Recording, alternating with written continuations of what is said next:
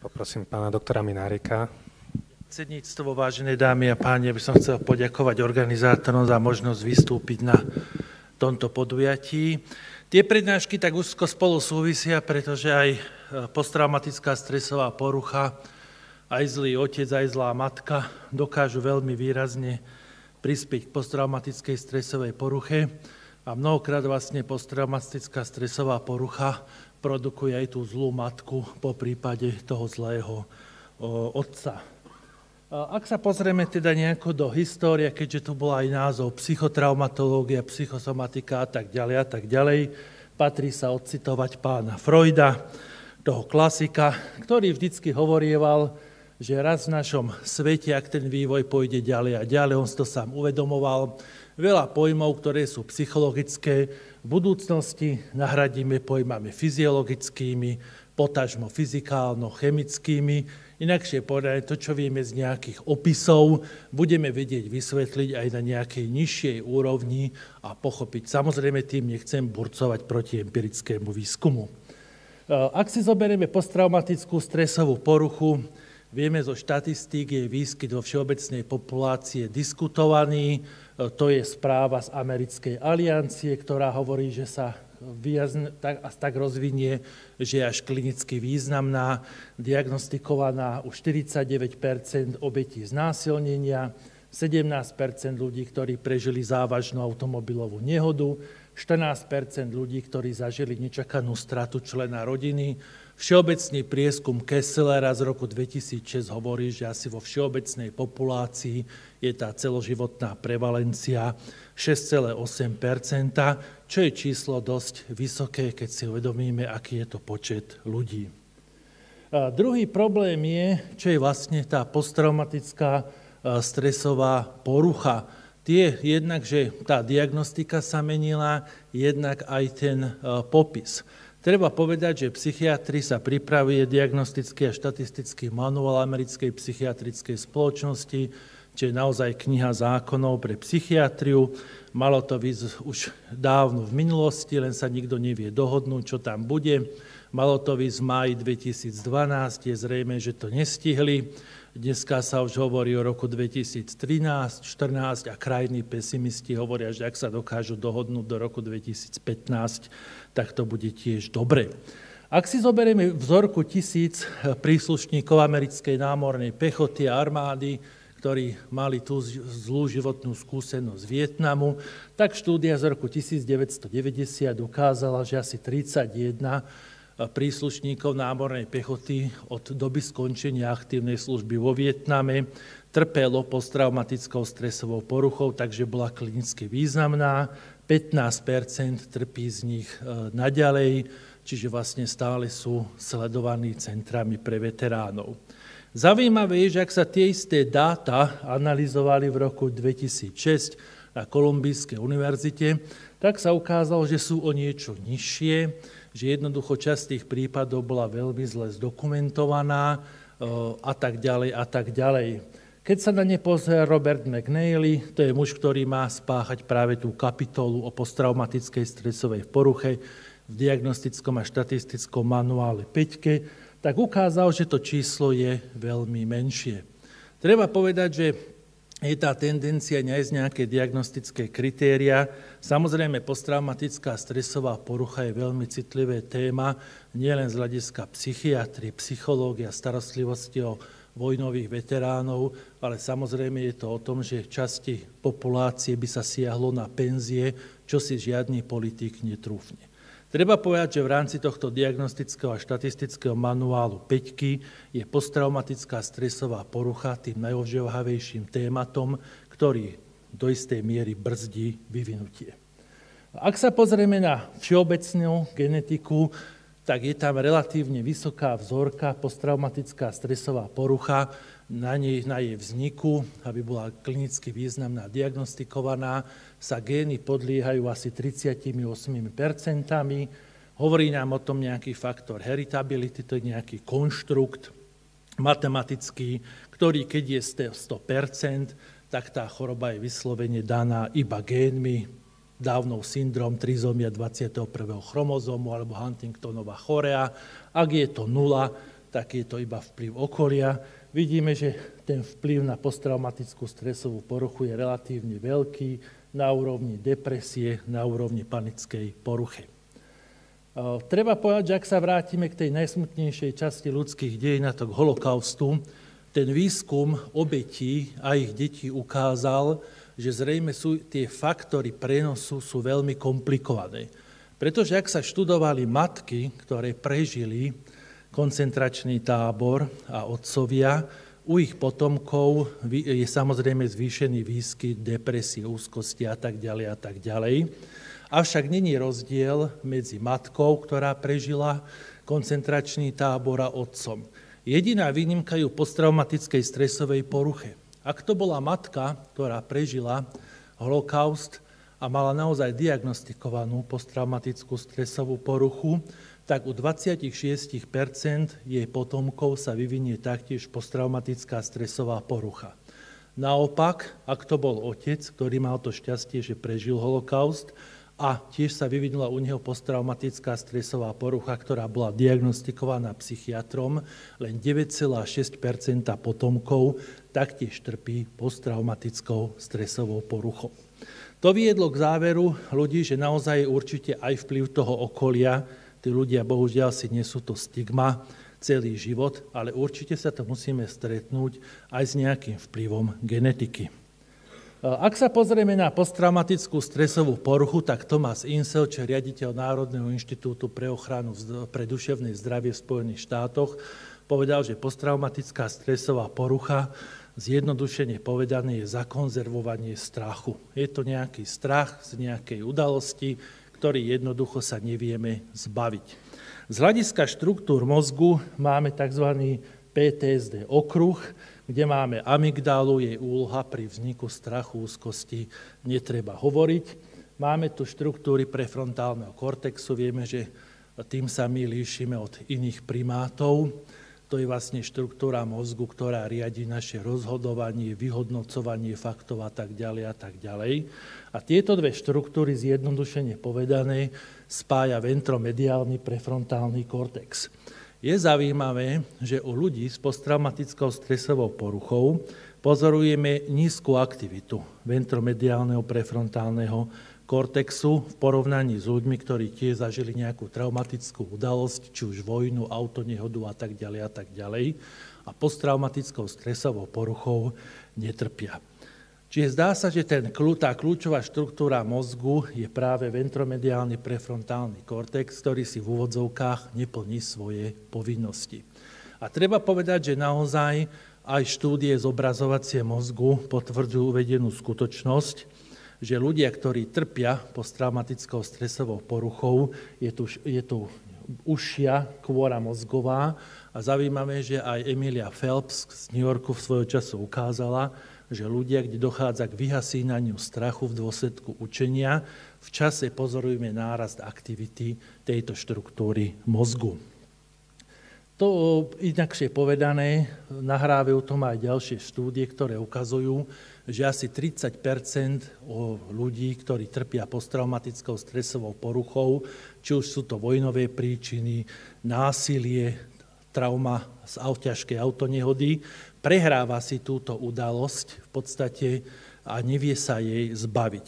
Tu vidíme naozaj to, čo sme si vraveli, hypomoduláciu mediálneho prefrontálneho kortexu, nárast aktivity amygdaly, inakšie povedané, štruktúry mozgu si neplnia svoju kontrolnú funkciu. To všetko je samozrejme pekné, ale to, čo v psychiatrii je túžba v schizofrénii, v depresii, v úzkosti, by bolo nájsť nejaký marker. Niečo by sme povedali tak, že odoberieme krv a nájdeme cholesterol 8 a hneď vieme, že dotyčný asi má nejakú dyslipidémiu alebo hypercholesterolémiu. Tých kandidátov je strašné množstvo od periférnych mononukleárnych buniek. Ako najhorúcejší kandidát sa zdá proteín z hypofízy, ktorý aktivuje cyklickú adenylacyklázu, volá sa tak krásne PACAP, kde naozaj sa ukázalo, treba povedať ale iba u žien, ktoré mali jednoznačne diagnostikovanú posttraumatickú stresovú poruchu v dôsledku násilia, prepadnutie na ulici, ohrozovanie zbraňou, závažná autonehoda alebo domáce násilie spojené priamo s fyzickou agresivitou sa ukazuje ako veľmi horúci kandidát, že naozaj zvýšená koncentrácia tohto proteínu v krvi korešponduje relatívne veľmi dobre so závažnosťou, respektíve s celkovým výskytom symptómov tohto ochorenia. Čiže zdá sa, že u žien toto by mohol byť horúci kandidát. Zaujímavé je, že aj v mnohých štúdiách sa to replikovalo, takže mnohí autori tvrdia, že možno raz sa dožijeme i tohto vzťahu. Treba ale povedať, že ten najlepší kandidát z hľadiska hodnotenia rizika posttraumatickej stresovej poruchy je hypokampus, teda hypoštruktúra, ktorá hrá úlohu v tvorbe pamäťových stôp a ukazuje sa naozaj, čím je ten hypokampus v odzvukách menší, tým je väčšie riziko, že za danej traumatizujúcej udalosti daná osoba bude trpieť posttraumatickou stresovou poruchou, čo zase ukázali pekné výskumy extrémov. Sú to jednovaječné dvojčatá, ktoré mali tú česť alebo tú smolu, že bojovali v Iráku alebo v Afganistane. A naozaj sa ukazuje, že ak ten hypokampus je v normále, to riziko posttraumatickej stresovej poruchy u toho jedného, ktorý mal tú možnosť, že bol v boji, ten druhý, ktorý zase sedel doma, je relatívne nízke. Obrátenie, ak je ten hypokampus malý, tak ten, ktorý mal zase tú možnosť byť v boji, to riziko je vysoké. Naopak u toho jeho counterpartu, tej dvojčky jednovajčnej, ktorá sedela doma, to riziko je nízke. Druhým takým kandidátom je amygdala. A ono to pekne súvisí práve s tým, čo to bolo spovedané predtým.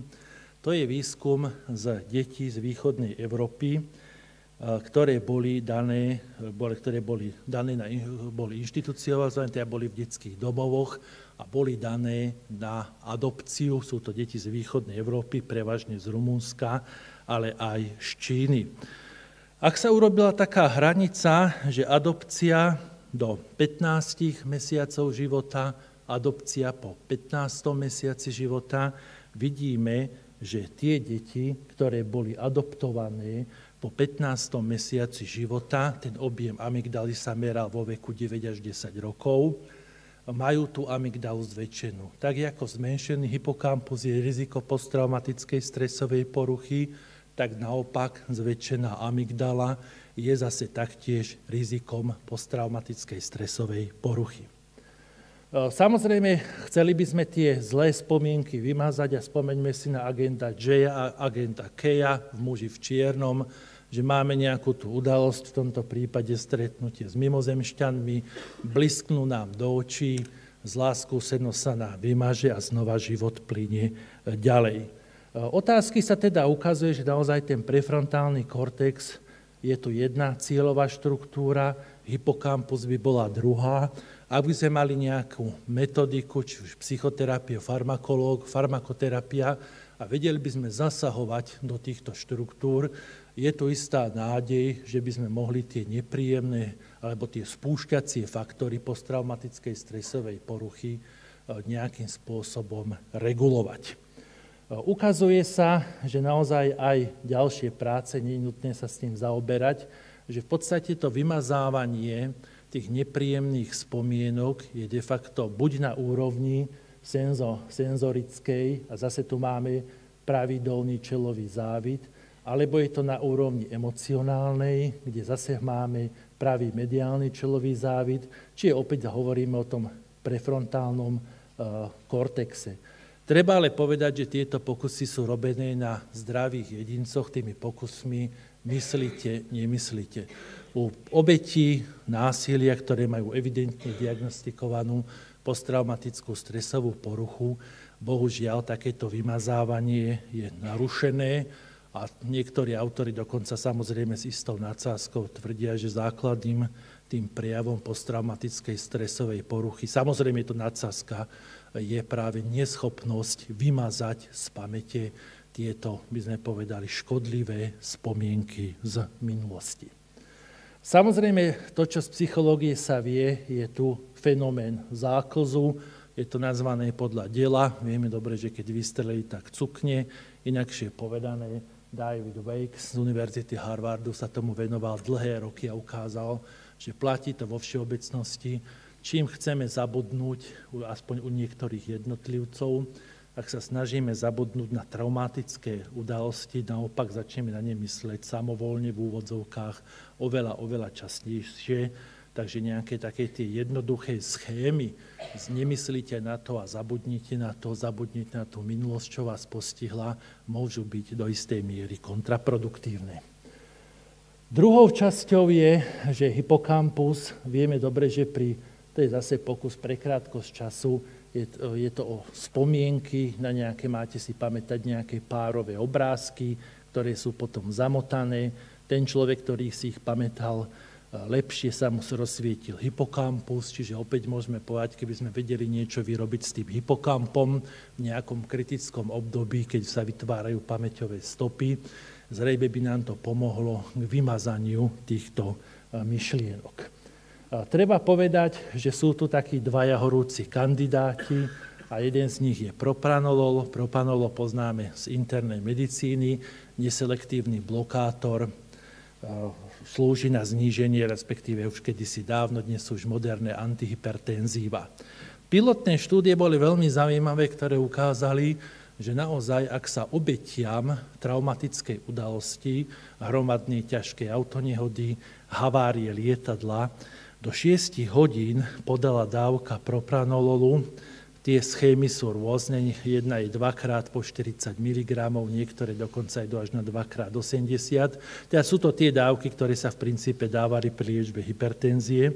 Ukazuje sa, že minimálne v tom sledovanom období, ktoré bývalo 1, 3 až 6 mesiacov, návratnosť tých spomienok alebo tá posttraumatická stresová porucha nemá až taký závažný priebeh. Tých štúdií bolo veľmi veľa, ukazuje sa to možno, že to by bol jeden z tých sľubných faktorov. Profesor Schechter z Harvardu dokonca svojho času navrhol, že všetci záchranári, ktorí idú naozaj na miesta hromadného nešťastia, mali by preventívne fasovať propranolol.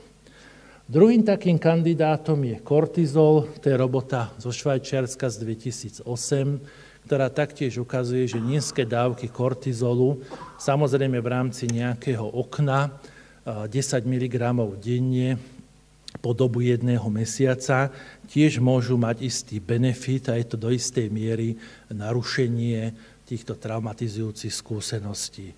Je zaujímavé, že autori, ktorí tie pokusy robili, argumentovali, že nepozorovali nejaké zjavné narušenie iných pamäťových stôp, ktoré nesúviseli práve s tou traumou, čo môže byť veľmi zaujímavé. Môžeme teda povedať, že ten kandidát je propranolol, kandidát je kortizol.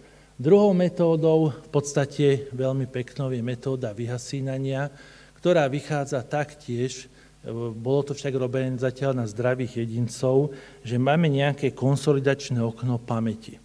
Ak z toho konsolidačného času, z toho intervalu dokážeme vytesniť nejakou technikou, toto nie je farmakologický prístup, dokážeme substituovať tú zlú spomienku za neutrálnu, v podstate tá nervozita, alebo by sme povedali taký ten stres, ktorý sa navodzuje, to nie je posttraumatická stresová porucha, môže vymiznúť. Dizajn pokusu bol veľmi jednoduchý. Máme dobrovoľníkov, opakujem zdravých jedincov, ktorým sa objavujú modré štvorce a žlté štvorce. Vždycky, keď sa objavil modrý štvorec, dostali elektrickú ranu do zápestia, ktorá neohrozovala ich život, ale bola dostatočne bolestivá, aby snímanie vodivosti kože a EKG a ďalšie veci vyjadrovali istú úzkosť, obavy. Ak sa ten pokus opakoval na druhý deň, a tu dochádzal k veľmi zaujímavej skutočnosti, dali ste im zase tie šoky pri modrom štvorci. Čiže každý z tých jednotlivcov očakával, že keď sa objaví modrý štvorec, dostane do zápestia bolestivý elektrický signál, ktorý mu neohrozí život, ale určite je veľmi nepríjemný. Ak ste do 10 minút na druhý deň po tejto udalosti tým ľuďom už premietali tie štvorce, teda dostali tie šoky, jedna skupina do 10 minút sa im znova premietali tieto štvorce, už bez elektrického signálu. V druhej skupine sa to robilo po 6 hodinách. Je zaujímavé, že ak po 3 mesiacoch sa tým ľuďom znova premietali tie štvorce už bez šoku, tí, ktorí vlastne sa im to začalo vyhasínať v úvodzovkách až po 6 mesiacoch, reagovali stresovo, zvýšená potivosť kože, kortizol a tak ďalej. Tí, kde sa im tie neutrálne obrázky premietli do tých 10 minút, v podstate reagovali ako na neutrálny signál. Čiže sa ukazuje, že naozaj zrejme tam tých 10 minút, to je to určite dlhšie obdobie, je tá kritická fáza, keď hippocampus si vytvára svoje pamäťové stopy. Čo povedať na záver, to, čo povedal doktor Keister, že mozog to je prevít a niekedy si s človekom vie naozaj veľmi škaredo zahrať. Dámy a páni, ja vám ďakujem za pozornosť.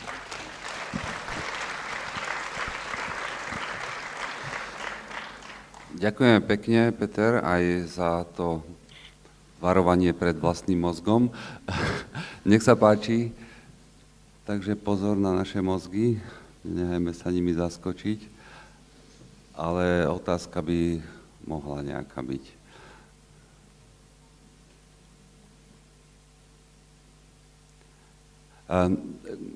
Ja mám poznámku jednu k tomu, čo si hovoril o tom propranolole.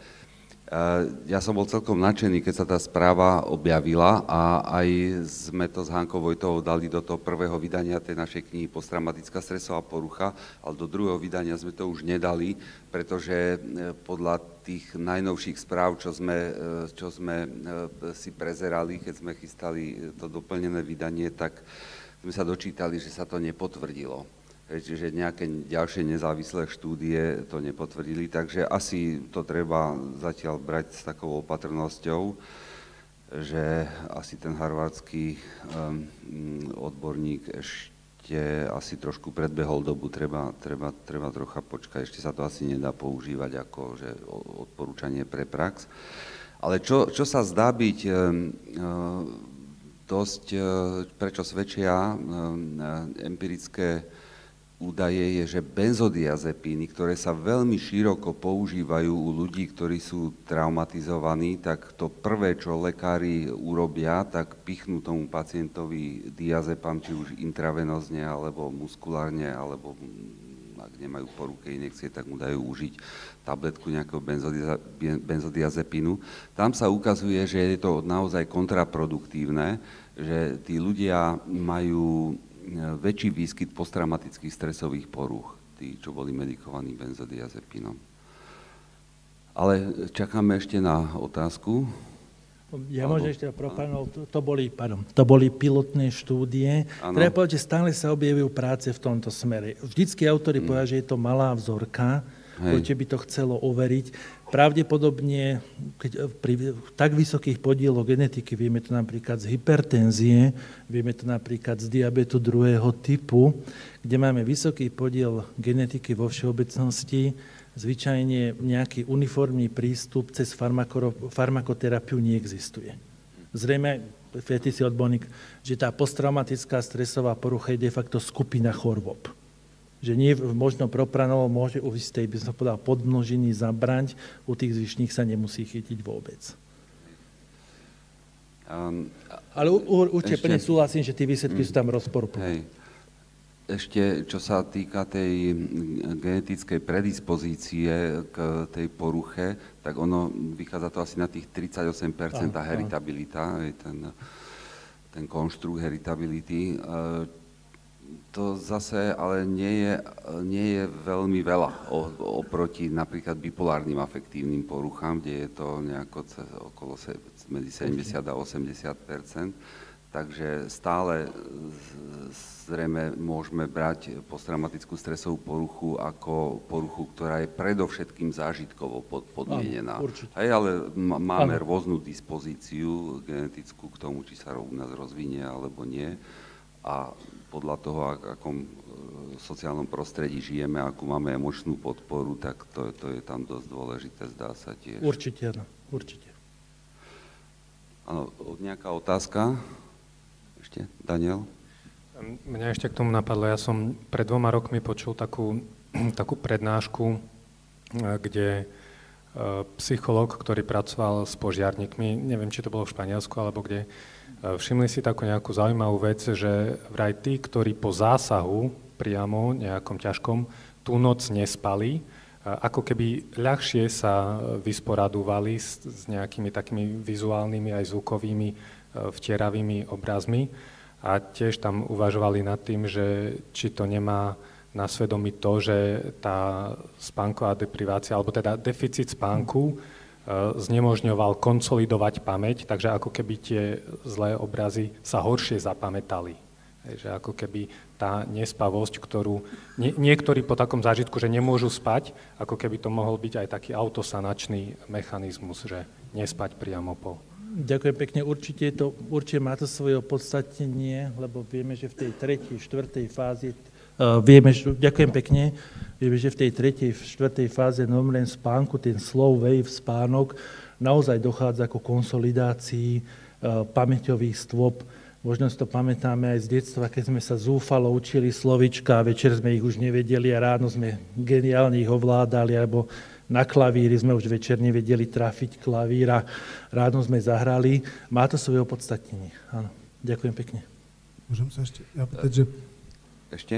Ja len takú malú otázku, že či z neurobiologického hľadiska existujú nejaké špecifické reakcie posttraumatické stresové poruchy u detí, malé detstvo, ako rané detstvo, či už prenatálne alebo tesne postnatálne. Či sú o tom nejaké štúdie neurobiologické, to ma tak zaujíma. Na malé deti nie, väčšina tých štúdie momentálne súvisí to s tým, čo prebieha vo svete, je exponenciálny nárast literatúry naozaj posttraumatickou stresov, keď sme sa urobili literárny prad, je to exponenciál. Väčšinou sú to vojáci, teda ako vzorka, a je to príklad obetí násilia. Nestretol som sa u týchto veľmi malých detí. Mňa tam ešte zaujalo, čo si hovoril o tej tendencii potláčať tie nepríjemné flashbacky, tie spomienky, návraty spomienok a že to zrejme môže vlastne byť taký udržiavací mechanizmus tej poruchy. A spomenul som si na Freudové práce ešte zo začiatku 20. storočia, ktorý tvrdil vlastne to isté, že tá tendencia vyhýbať sa, vedome sa vyrovnať s tou psychickou traumou, že môže byť takým mechanizmom, ktorý udržuje pri živote tú poruchu. Takže vlastne aj v tej terapii, ktorú vtedy s Breuerom objavili, tak išlo o to naplno sa k tomu vrátiť s plným vedomím. Takže sa potvrdzuje zase starý dobrý Freud. Presne tak. Freude, vždy na teba dôjde, ak sa hovorí. Áno. A Peter, ty prosím ťa, zostaň ešte vo forme, lebo budeš pokračovať teraz ďalej.